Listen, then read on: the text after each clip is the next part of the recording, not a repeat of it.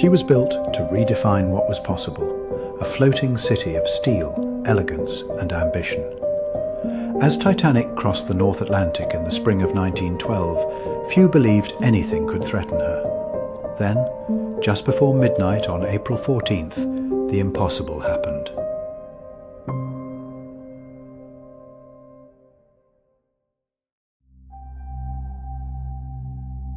In the shipyards of Belfast, Ireland, Titanic began as a vision of engineering ambition. Designed to represent luxury, strength and progress, she was destined for a maiden voyage across the Atlantic, carrying passengers from Southampton to New York. Few could have imagined that this triumph of human achievement would become one of the most enduring maritime tragedies in history. Titanic takes shape on the Belfast slipways. Some 3,000 workers at the Harland and Wolff shipyard spent 3 years on her hull, a labour long enough that a child born on the day her keel was laid would have been walking by the time she floated.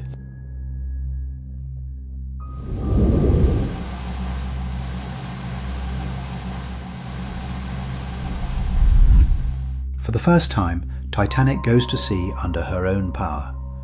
Her fitting out had been finished only 2 days earlier, and with just 8 days left before she was due to leave Southampton, she was put through her paces in Belfast Lough and out into the Irish Sea.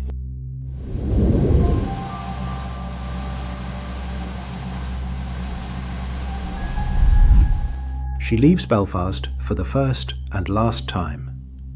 With her trials behind her, she sailed south, carrying mostly crew, among them her head designer, Thomas Andrews, who would stay with the ship for every mile she had left.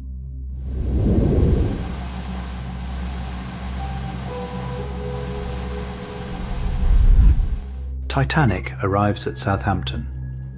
She moored at Dock Gate 4, built especially for her, and over the next 5 days, coal, provisions, crew and passengers came steadily aboard.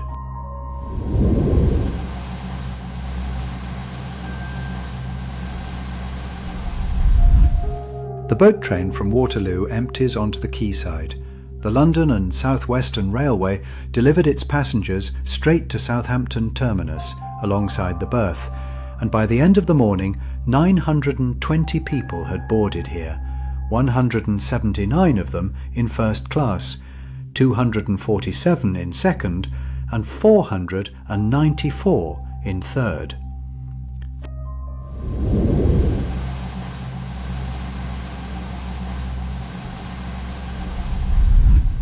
Titanic begins her maiden voyage. Thousands of spectators lined Southampton's docks and waterfront, cheering and waving as Titanic began her maiden voyage shortly after noon. But within minutes, the water she displaced snapped the mooring cables of the liner SS New York, sending her swinging stern first towards Titanic. Captain Smith ordered the engines full astern, while the tug Vulcan hauled the drifting ship clear, and the two vessels passed with barely 4 feet between them.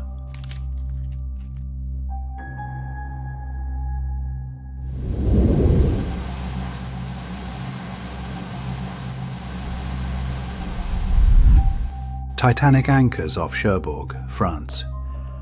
4 hours out from Southampton, Titanic was anchored offshore at Cherbourg, France.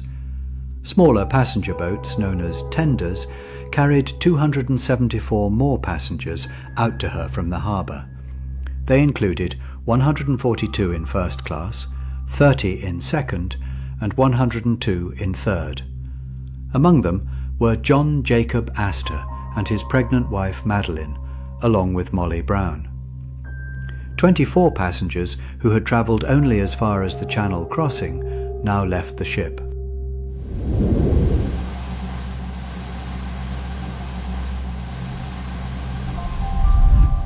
She weighs anchor for Ireland.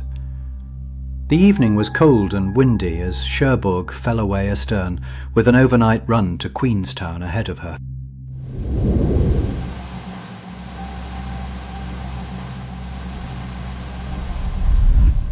The last European port is Queenstown. Tenders America and Ireland brought out 123 more passengers, 113 of them travelling third class. Going the other way, the Jesuit trainee Francis Brown went ashore with a camera holding some of the last photographs ever taken of the ship, and a local stoker, John Coffey, deserted by hiding among the mail bags.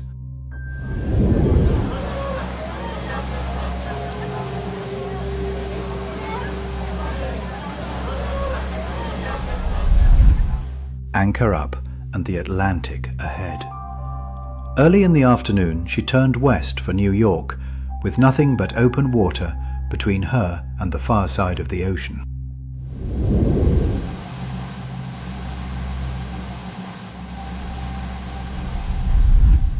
The first warning arrives by wireless. The French liner La Touraine reported 2 separate ice fields, 2 icebergs, dense fog and derelicts lying ahead, and Captain Smith acknowledged receipt.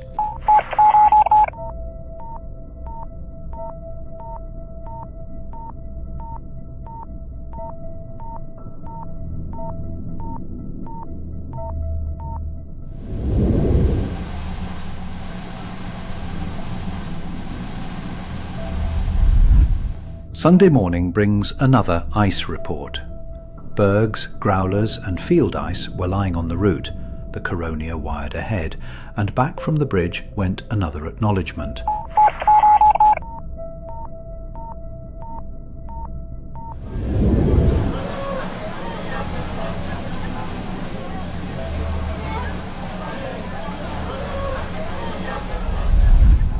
A second message follows barely an hour later.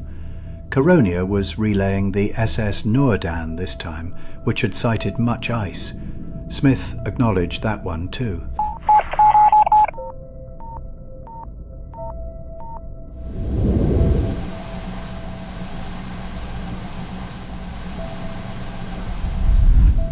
The passenger liner Baltic relays an ice warning. The White Star liner Baltic forwarded an ice warning that had originated from the Greek ship Athenia. Captain Edward Smith acknowledged the report before showing it to White Star Line chairman J. Bruce Ismay, who was travelling aboard Titanic.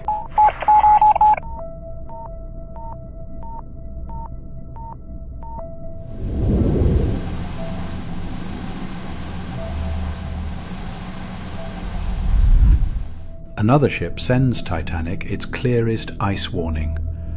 The steamship Mesaba radioed a detailed warning describing a vast ice field directly ahead of Titanic's route. It was the most specific warning of the day, yet it was never delivered to the officers on the bridge.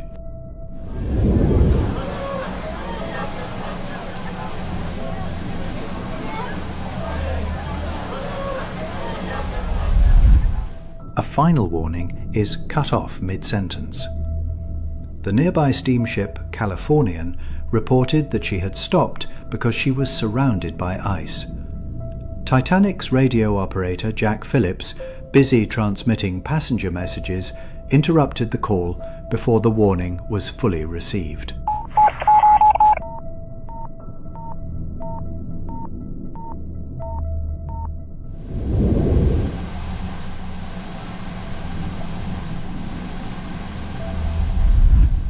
The lookout sees it. From the crow's nest, Frederick Fleet made out a shape dead ahead, struck the warning bell 3 times, and picked up the telephone to the bridge, where 6th Officer James Moody answered.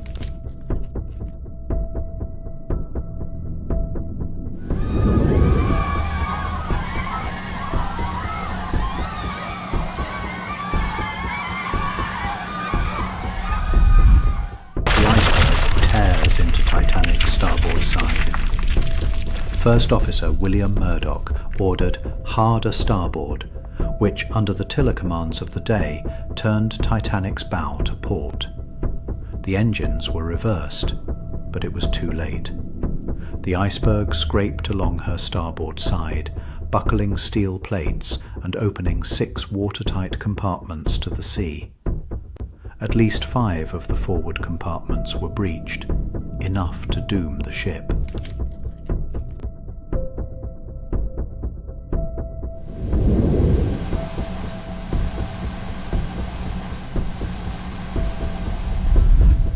Thomas Andrews does the arithmetic. Captain Smith reached the bridge and asked Murdoch what they had struck, and once told the watertight doors were shut and the warning bell had rung, he sent for the ship's designer. Andrews worked out that as the bow settled, the water would spill over one bulkhead into the next, and the next. She was going to sink, and nothing aboard could stop it.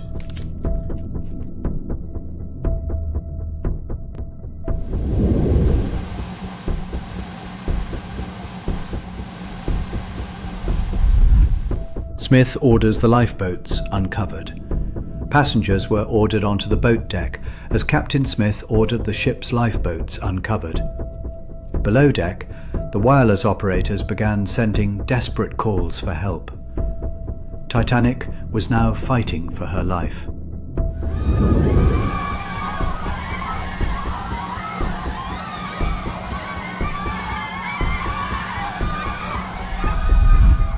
The radio operator aboard the nearby passenger liner Carpathia happens to still be awake. Harold Cottam had stayed at his key past the end of his shift to relay radio messages from the wireless station at Cape Cod, a peninsula in Massachusetts. Instead, he received Titanic's distress call.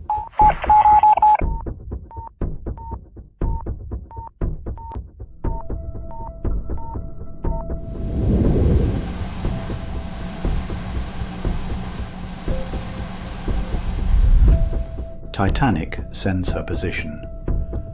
Back aboard Titanic, 4th Officer Joseph Boxhall worked out the ship's position as 41 degrees north, 50 degrees west, a figure later found to be about 13 nautical miles too far from their true location.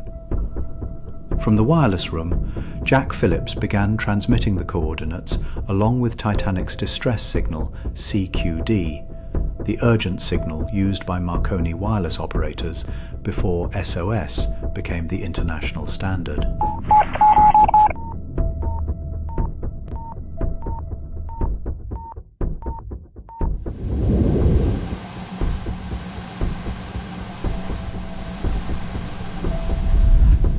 Captain Rostron turns his ship around.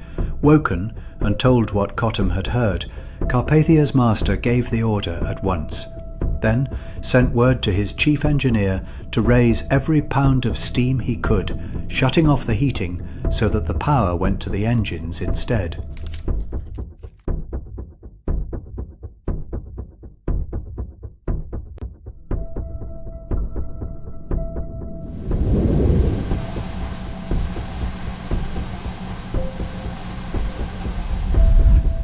Harold Bride suggests Titanic use SOS. Half-joking, junior operator Harold Bride suggested that Jack Phillips try the new distress signal, SOS, recently introduced as a global standard, but still unfamiliar to many operators.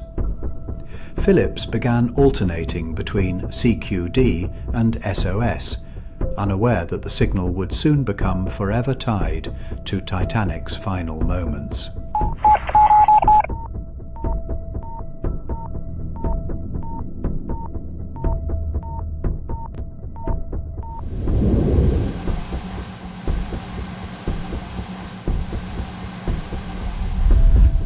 Lightoller puts a question to the captain. Second Officer Charles Lightoller asked Captain Smith whether women and children should be loaded into the lifeboats first.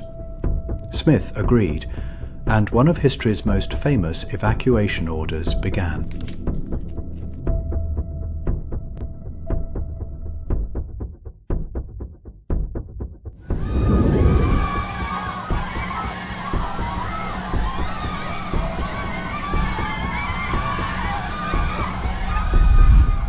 The first lifeboat goes down, and rockets go up. A ship's lights had been sighted in the distance, probably the Californian, so Smith ordered distress rockets fired, while Boxall worked a Morse lamp at her. Nothing answered.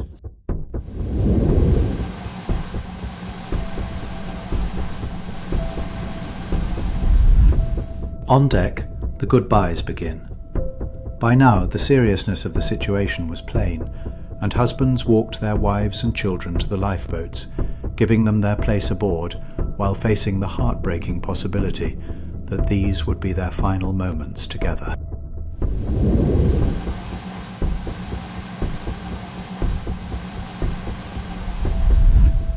The distress calls grow desperate. Phillips stayed at his key as the ship went down by the head, and the messages he tapped out stopped being requests and became statements of fact.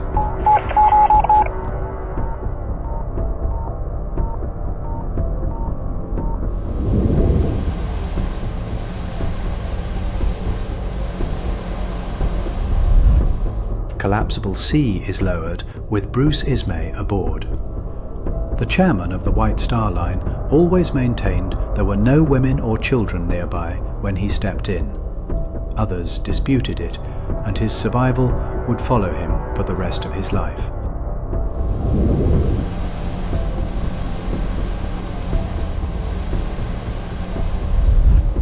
The band plays on as the last lifeboats leave.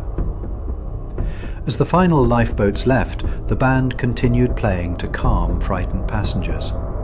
No one knows their final song for certain, but all 8 musicians remained at their posts until the end. None survived.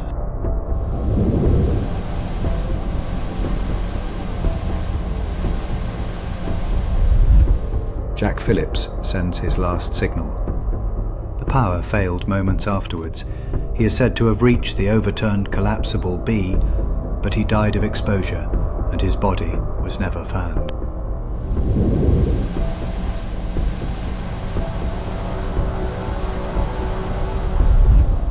The lights go out, and the ship breaks apart. With the bow driving under and the stern lifting clear of the water, the strain tore Titanic in two between the 3rd and 4th funnels.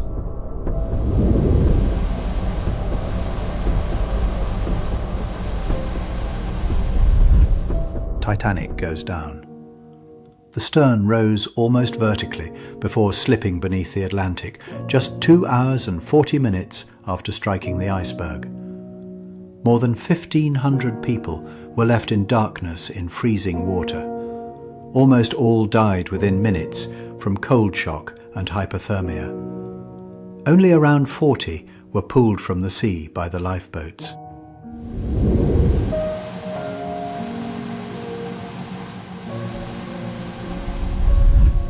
Carpathia reaches the position an hour and a half too late. Rostron had driven her at over 17 knots, faster than she was built to go, weaving between icebergs in the dark. And lifeboat number 2 was the first to come alongside.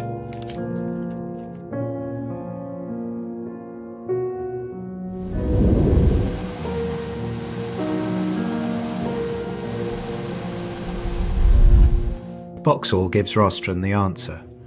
Aboard Carpathia, Captain Arthur Rostron asked 4th Officer Joseph Boxall where Titanic was. Looking across the empty ocean, Boxall quietly replied, "She has gone." His voice broke as the reality finally set in.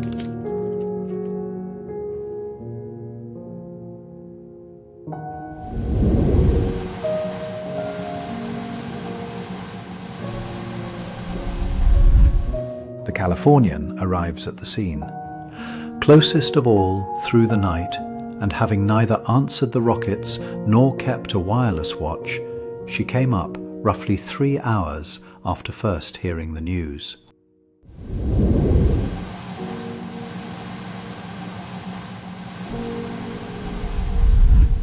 The last survivor is lifted aboard Carpathia.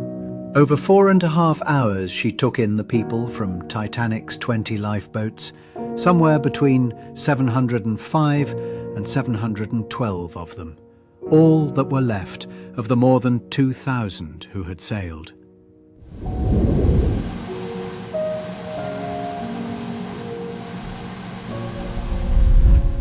Ismay wires the news to the White Star offices. Himself pulled away from the water's edge in a collapsible, the managing director gave the company its first official word of what had happened.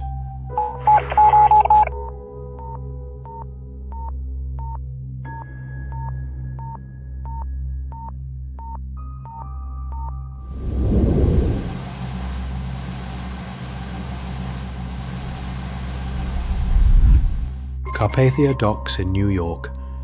She stopped first at Pier 59 to put off Titanic's lifeboats, then moored at the Cunard Pier in Greenwich Village, where thousands stood waiting to learn whether the names they had come for were on the list.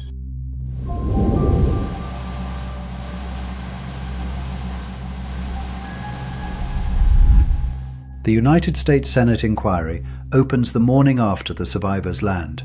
Chaired by Senator William Alden Smith, it began at the Waldorf Astoria before moving to Washington, D.C. in the United States, sitting for 18 days and hearing more than 80 witnesses, 4 of Titanic's officers, 34 crew and 21 passengers, before it concluded on the 25th of May.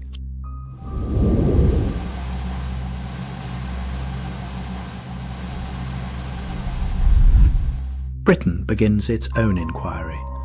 Lord Mersey presided over hearings held mainly at the London Scottish Drill Hall on Buckingham Gate, where nearly 100 witnesses answered more than 25,000 questions before the sittings ended on the 3rd of July.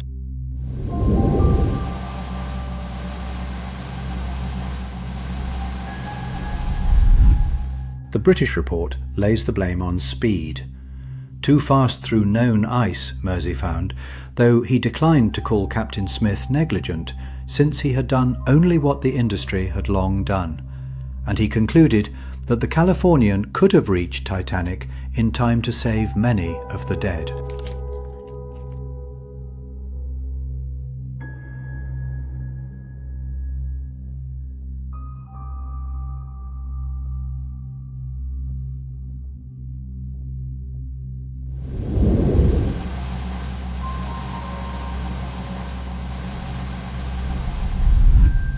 A French research ship begins sweeping the seabed.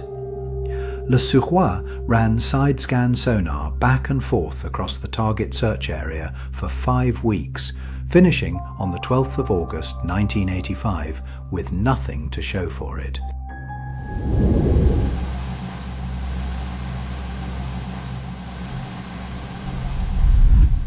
Debris crosses the screens aboard Nord.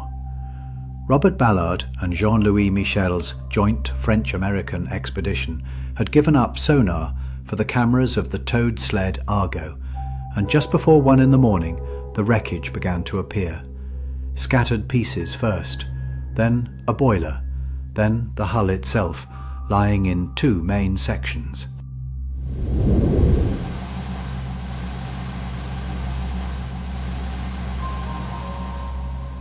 Titanic is found. She lay about 12,500 feet down, in 2 main pieces some 2,000 feet apart, roughly 325 nautical miles south-southeast of Newfoundland. Her bow was eventually fixed at close to 42 degrees north, 50 degrees west, about 13 nautical miles from the position Boxall had calculated in the dark 73 years earlier. More than 1,500 people died in the North Atlantic that night, and the inquiries that followed on both sides of the ocean rewrote the rules of the sea. Lifeboats for all aboard, wireless watches around the clock, and an international convention on safety of life at sea became lasting reminders of the disaster. But Titanic's story endured far beyond the changes she inspired. More than a century later, she remains one of history's most powerful reminders of human ambition, courage, and the fragile boundary between progress and nature.